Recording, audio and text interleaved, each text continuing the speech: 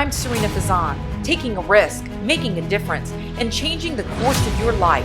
Remarkable stories from people defying the odds. You're listening to On the Record. Hi everyone, thank you so much for joining us. I'm Sarina Fazan, and as many know, I love Tampa. We are broadcasting out of my studio in Tampa, and I love to eat. So joining me are the owners of my favorite restaurants in Tampa, Chris Arreola and Trudy Cooper. Trudy, Chris, thank you so much for being here. Thanks for having us. It's our pleasure. So before I release the names of the restaurant, why don't you guys tell us about your restaurants here in Tampa? So we have two restaurants on Swann, which is in Old Hyde Park Village, and then Okinola, that's at Armature Works. And both are chef-driven, and Trudy and I are partners along with others. Chris Pond is our chef partner on Swann, John Cooper, Trudy's husband, and then we have Ann Kearney as well for Okinola. Which is amazing. So Trudy, tell us first of all, tell us about these amazing chefs. Tell us about Ann Kearney, and also tell us about Chris Pond, because they have quite a history. Well, they do. And these restaurants have both been a labor of love. We get to travel a lot, see great places, and we were challenged to try and do something cool and fun here in Tampa. So Ann Kearney is just a dynamo. She is a James Beard award-winning chef, and so we play on that a lot. We enjoy the labor of her love a lot. And then, of course, Chris is just a dynamo as well, and people have known Chris a long time in the community from his restaurant over in Clearwater. So we're very blessed to have both of those souls with us. And Ann Kearney, it's interesting because she was a chef out of New Orleans, and I worked in New Orleans prior to here, so we've had some great conversations about the food in New Orleans and from all over, quite frankly. But so I wanted to talk to you guys because this coronavirus pandemic, of course, is hitting all of us, but bless your guys' heart with the restaurant business. Talk to me about what is going on and how you're handling this. It's day to day. It's a day-to-day experience. When we first got into it, the thought was, how long is this going to last, right? And thinking, okay, it's going to be 4 or 5 months, and then we'll be back to normal. Being optimists. Right. And it kind of worked that way a little bit. We went into being, quarantine, and then, we kind of did our fun plans of opening up for curbside and creating a market within a restaurant and, keeping the morale up of our people. And at the point that we did, as the state began to open itself back up, you saw the confidence of the consumer coming out. They were ready to get out of their house, and man, we were almost like back to normal. And wow. And then all of a sudden the cases started coming, the bars opened up, and now we're back to, it's like Groundhog Day. You're at the kidding. bottom. Oh yeah. So Wow. it's definitely a challenging time. It's a desperate situation. Truly is. Yeah. Breaks our heart. I can only imagine, because as Trudy, you mentioned, and you both, it's been a labor of love. I want to go back to when the pandemic really, when it was back in March, when things were shutting down. Did you guys have to completely shut down both of your restaurants, or did you open it up for takeout? Well, we stumbled along for a while, and of course sales were starting to decline because of the people being scared. And then, yes, we were shut down by the city.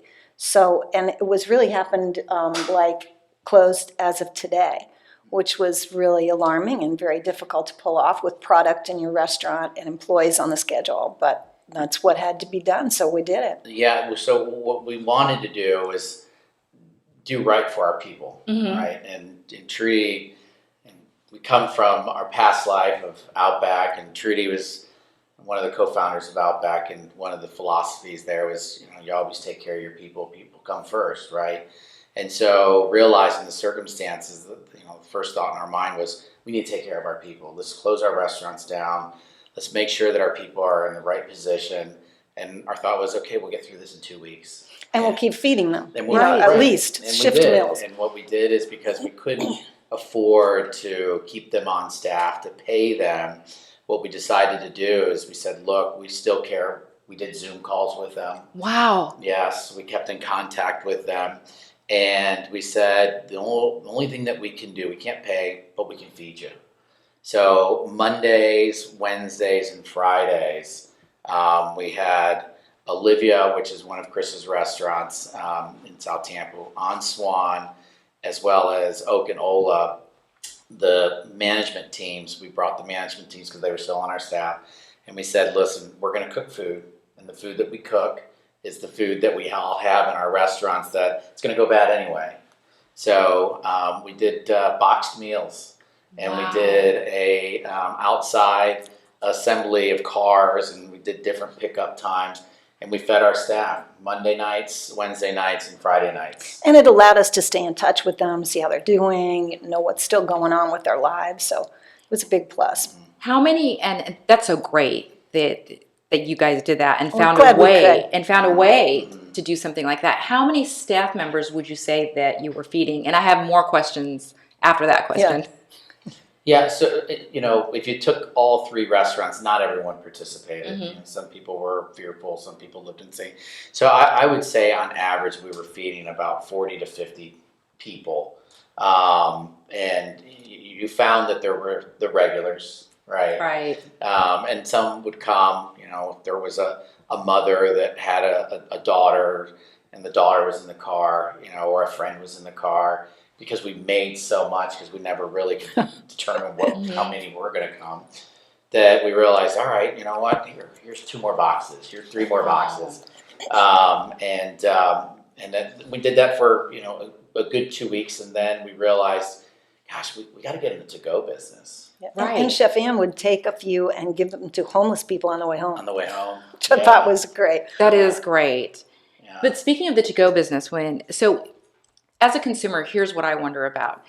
In the to-go business, though, my heart still goes out to you, because how much to-go can you do that your restaurants were packed? I mean, I felt so blessed that I would say, Chris, Trudy, can you please get me in, to your restaurant? So, and I say with this with the biggest heart, like, how hard was it, though, to try to maintain your business with to-go, because you can't have your entire staff there either? Yeah. Yeah, I don't think it was the purpose of making money. Mm-hmm. It really, I think it was that we wanted to be a presence in the local community, realizing that the local community at that particular time was lost. They too didn't know where things were. And, we're a neighborhood restaurant, and our position has always been connecting with guests. That's how we met you, Right. It's like the relationship building. And we realized that our people need us. And so we knew that we could serve alcohol, packaged alcohol. Yeah. And we created a market out of our restaurant. And, to keep everyone's mind at ease, the management, and we felt that, let's just do it. We didn't make hardly any money with it. But we created a communion, and that's become, as this goes on and on, we understand just how important that is. Community is everything to us. And that communion, it's such a word that, you really kind of fall back on that and go, I get it now. I understand why it's so important. Right. So the takeout then, and that's great, honestly, of you guys to say that, and even say that out loud, that the purpose was not to make money, it was to keep your presence in the community. So were you must have been so excited when the restaurants decided when the city allowed the restaurants to open. But even then, when you opened, and you guys can delve into this a little bit more, you couldn't even open to capacity, right? Right. Yeah, it was. Jane Castor was a great, our mayor was a great leader at that particular time, and there were a lot of us that were a part of a group text thread of restaurateurs, and as many of us were a little bit more vocal than others, expressed the fact that there's no way that we'd be able to succeed at 25%. We might as well not even open. And so at that point, the question was, what if we were to get in front of the mayor and have a conversation with regards to utilizing outdoor space? Well, she had already formed her own team. It was called Lifting Up Tampa. And at the point that she did, she heard about the group that had been created, and she reached out to the group to create a Zoom call. We all got on a Zoom call, and she wanted to understand what our thoughts were, and we expressed it to her that there's just there's no way at 25% we'd be able to do it. But if she was allowing for transportation in the city of Tampa for restaurants to utilize outdoor spaces that are parking spaces for the city of Tampa to put tables, to put tents, then it may work. And she just jumped on it right away. I remember having a conference call with her on a Sunday morning, a follow-up conference call Sunday night, and Tuesday in front of our restaurant on Swann, we had the city of Tampa dropping concrete barricades to block off the parking spots in front of our restaurant. It's amazing. And, It gives me goosebumps, honestly. Yeah, it was amazing. It gives me goosebumps. And at that point, we put tents out there, and literally, Which our developer brought and set up for us. So we felt pretty loved at that point. It was really great. yeah, and it just everyone came together, and I mean, we and everyone else came out of the gate strong, and it was exciting to think, okay, we've gotten through this, And now we have outdoor dining, and now we have outdoor Yes. dining, right? And which works for a while, but But it living gets in hot. It Florida. gets hot. It Yeah. gets hot. But I do love outdoor Oh, it's dining, I have to fantastic. say. But by allowing the outdoor dining when inside was only 25%, so what percentage did that bring the restaurant up to, would you say? I mean, we were at about 60% because of the outdoor. so seating. much better. So much better. Oh I mean, yes. Oh, And yes. restaurants run on a very small margin, so we really need to be full capacity, but limping along was better than nothing. So it was very helpful for us.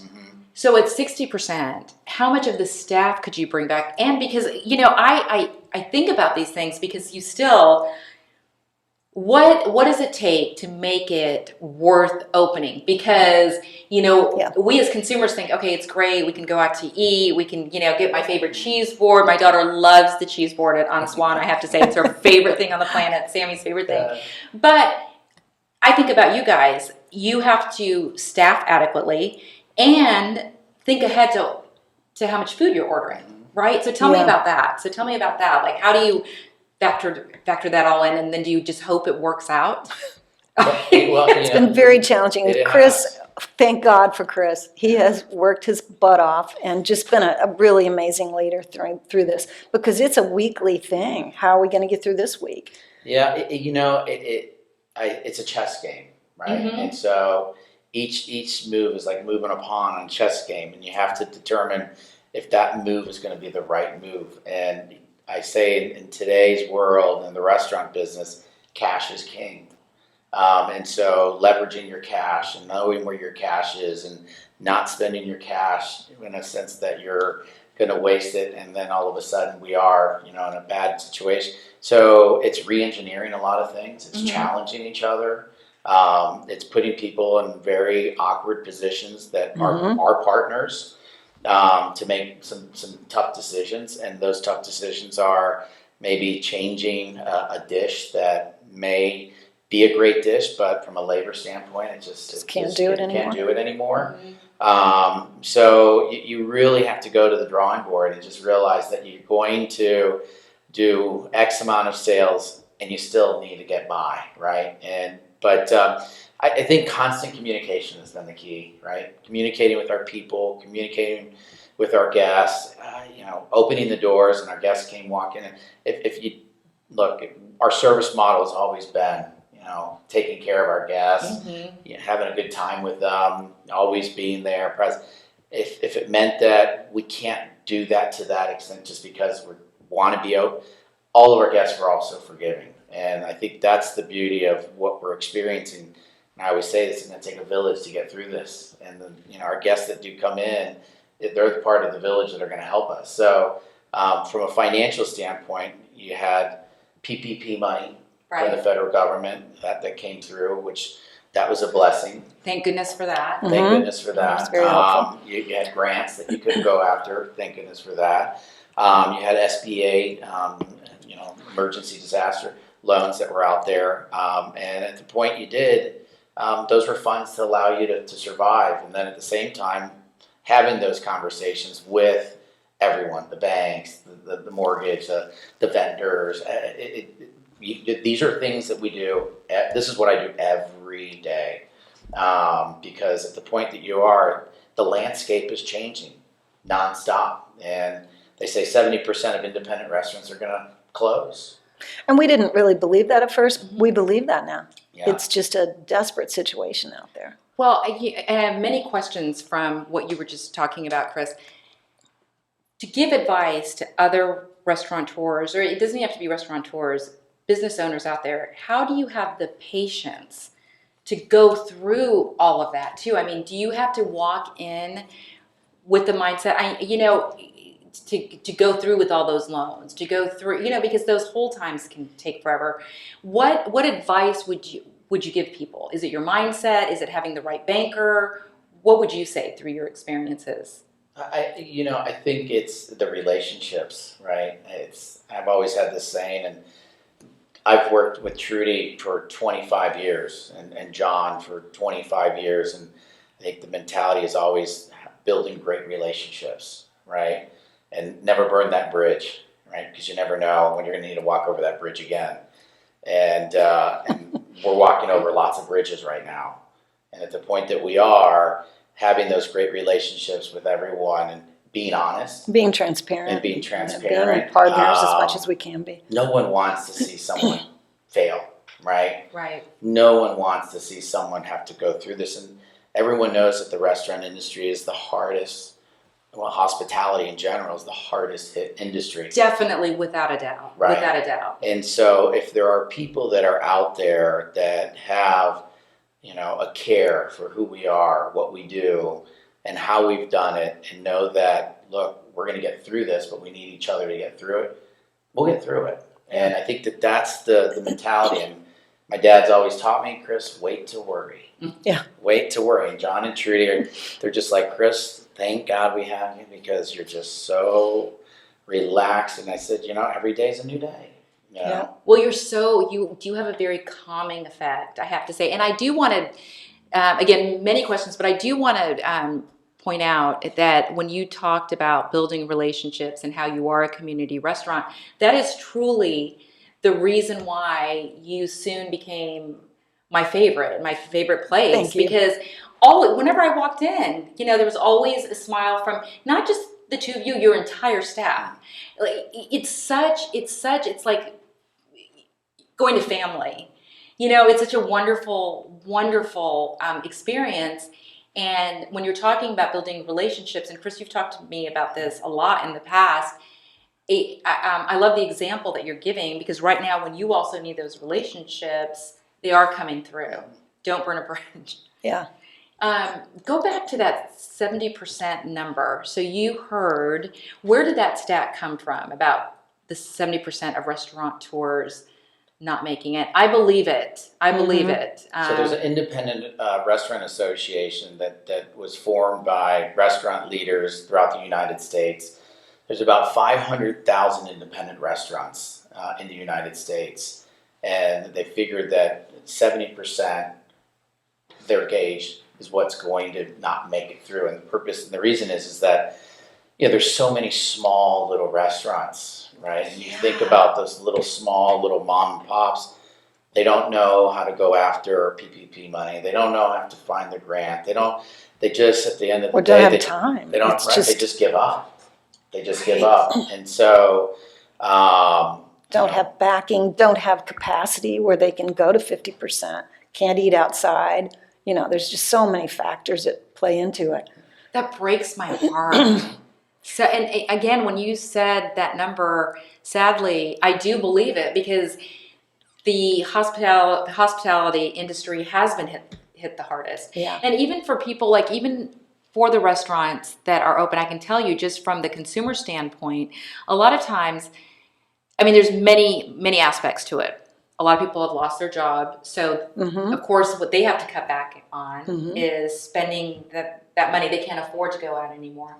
Or you have the fear factor. A lot of people are still fearful, even though the restaurants are safe. And I want to talk to you guys about that in a minute, like the precautions that you're taking. And the third I've also found is some people feel like, if I've got to go out with a mask, and if they're social and they can't mingle around, they don't want to go out. Have you guys found those to be the same reasons as well? Well, I think we found that people can't wait to get back out there, and they're looking so much for that hit again. You know, it's the reason we love being restaurateurs. It's the reason Chris does all that horrible stuff so that he can get back to being a restaurateur and making people happy and giving what we do best, which is to do that, which is to engage with people, hear their stories. And it's just, I mean, we're all, you know, we're in the same place everyone else is. We're scared. Should we go? Should we hang? Should we, you know, where's the mask? But you start understanding that the more you stay at home, and there's a fine line where you stay home a little too long and then you're paralyzed and you can't go out. Right. So I think it's a really important thing that people do put their toe in the water and understand that there is a way to do that and a way to do it safely. You know, and if you come into the restaurants, you understand, you start seeing, and it's like, in fact, a friend of mine who was very fearful, I said, come, you got to have lunch with me. So we met at one of our restaurants and had lunch, and halfway through, you know, she's like, there still is a world out here. Yes. I feel completely safe. I'm having an incredible time, and I'm going to go out again. So thank you for doing this. And it was just, you know, it's very true. We can't close it off too much, or we'll never come back. I know, and pardon my pun, people are craving that social interaction. Yeah. They are, because that truly is food for the soul, is to be around it people. We are is. meant to be around people. And that may be the silver lining, where you really understand that you really do appreciate those people in your lives that, you know, that bring that to the table. And it's just, you know, Chris has a lot of really fun social people in his life as well. And, you know, it makes me sad to think that they can't be out there doing all that. And you can do it safely, and you can still experience all those things that you're missing. Well, let me ask you guys this. I know at the very beginning, the government did provide, you know, the PPP programs, the SBA, the loans. Do you think that they need to do that all over again for the restaurants to survive? Like a new batch? Yeah. So Yes. my belief is that there's a lot of things that have to happen in order for restaurants to survive. The first one is the scientific advancement of whatever it is. Like a vaccine, Like a or vaccine. convalescent plasma, or whatever it is, we need that. Has to, because that's going to reduce the fear, right? And it's going to increase confidence. Then the other thing is, there's definitely going to have to be another stimulus that's going to have to come from, and I know that they're working on it as we speak. There's going to have to be the local and state support, so that you know, if there is an increase of cases, shutting down restaurants a second time, or shutting down salons or bars, or, you know, those will not come back, and that'll be a major hit. The other thing is, restaurants are going to have to think about what they are, who they are, and what they might need to now be, because what they may have been going into this isn't necessarily going to work in this period of time for them to get through it. And so if they think that hope is going to be their strategy, hope's not going to work. They're going to have to go back to the drawing board, and they're going to have to think about, okay, how do I subsidize some of the lost income that we do not have coming in for whatever reasons? People aren't coming. We are predominantly a dine-in restaurant. Well, if the consumer's concerned about going out, then we're not going to see what we saw before. If we're at 50% and you've got 6-foot social distancing, well, you can do the math from the square footage. You might not even be at 50%. So if you were at full capacity and you're at 50%, well, guess what? You're 50% at sales. You're at 50% of profitability. And the margins of the restaurant business are very minimal. So it's really challenging restaurateurs. Especially in our segment, Yeah. where we don't have a big arm of takeout, and our food is difficult to Because package. you have wonderful food. No, you're right. I mean, and you guys had talked about earlier on all the time spent sometimes on making some of those unique recipes that you have that draw people in to the restaurant, but all that time devoted Right. And They don't travel well. you don't, right? And it's the experience of eating it at Yes, the restaurant. yes, and that. But we're working on it. Yeah, I would restaurateurs. A lot of times people say, they say, "Oh my God, Chris, why are you in the restaurant business?" Right? And I'm like, well, Can't not be. why are you an attorney? All right. Like, shit, I don't want to be an attorney, right? I'd rather be in the restaurant business, enjoying people or whatever.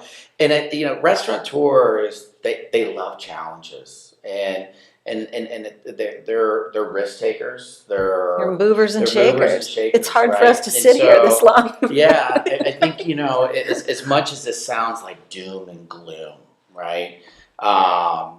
You have to take that energy and make it positive. You have to look at ways to say, okay, you know what? This is our opportunity to take in a clean canvas and be creative. Let's have fun. Let's not channel negative energy and, oh my God, our sales have done this, and what are we going to do, and when's this thing going to open?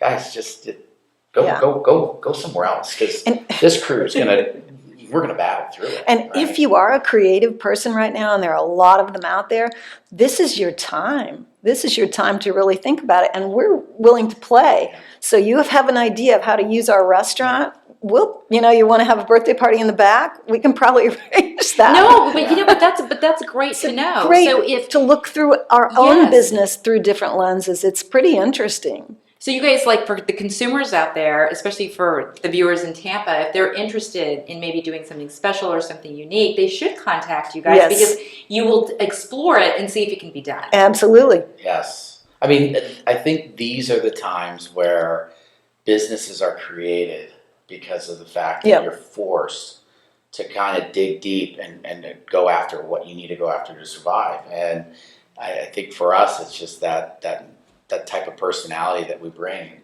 We're gonna go after it. And we're continually thinking about when this is over, how much fun we're going to have. Yeah. Won't it be awesome to be back? Yeah. But that is great. I think that is such an important perspective, and the perspective that you do need to have, because then how do you get through it? Yeah. If you're always looking, as you guys said, the doom and the gloom, you got because we will get through it. This will be a past memory at some point in time. It's hard to believe that when you're in the midst of it. But you look at history and it's just going to be in the history books. And we can't wait for that. Well, it's one thing if the entire country, from an economic standpoint, was struggling, right? There's lots of people out there that are making big money doing great now, that they're doing fine, right? So it's an industry that's getting hit really, really bad. And so, once again, having the village help us is going to be part of that process. And so whatever we can do to be creative, whatever we can do to support, I mean, that's what we're going to do to survive. The relationships with everyone that we have, vendors, banks, and those are those relationships that, once again, they're going to be there they're supporting us to help. But I think it's going to be interesting. And you said, hey, maybe 3-4 months from now we'll do another session to see where we're at. To see where we're at. It'd be interesting to see where we're at, because personally I know we're going to do some things that are different because we have to, because the landscape is different. Can you share some of those things, or are they still in the works? Yeah, it's funny because we've been having these conversations, and tomorrow as a group we're going to sit down and we're going to kind of get that think brain going, and did everyone think camp and really brainstorm what it is that we need to do. So watch our social media. We'll be telling you. I love your social media too. Thank you. The pictures. Every time I look at the pictures, I'm like salivating because they're beautiful. It's amazing. Yes, I want to talk to you guys too about also what makes your restaurant so unique. And I'm not saying that this is happening to you, and I'll go back to that. But your restaurants are so unique because of your hiring model and the people that you hire. Tell us, Chris, because a lot of your wait staff, I'm a journalist, have even turned to me, and one wanted to work on political campaigns. So I met her and I had coffee, and true to her word, she's working for a political campaign. Oh, fantastic. Yeah, it's wonderful. But tell us about who you hire, and just say in your words, because I can't do it. Well, I wouldn't want to sit here to take all the credit for where that thought is, it's a collective, conversation. Trudy, in our past life, was really instrumental in creating what the culture was of Outback and around people. We're drawn to fun, which We're is drawn why to you're one fun, of our right. favorite people. But I think Likewise. when you think about the restaurant, we spend more time with those individuals in the restaurant than we do with our own family, right? So if you're going to spend that much time with those individuals in your restaurant, well, by all means, they got to be just like your family. So you have to try to really determine, are they like you? Hire well. Do they have kind of the same beliefs that you have? And so just a couple things that we do, and it just drives conversation, is the simple question of, do you play sports, right? How'd you do in school? Or you play a musical instrument? And it's not necessarily that we're looking for a band or we're looking for the best athlete. We're looking for someone that at a young age, they had some responsibilities. Yeah. I've got young kids now, and watching them and realizing the effort that goes into raising kids. And John and Trudy have 2 kids, and the effort that it's harder work than we all know, right? Mm-hmm. Absolutely. And we could easily just get out there on the street, just do whatever you want. Well, guess what? The result of that is going to be that, right? Versus the result of spending the quality time, holding them responsible. And at that point, that hopefully then they're 20 years old, they go apply at a restaurant. There I am interviewing them, and I'm like, what do you do? I play sports.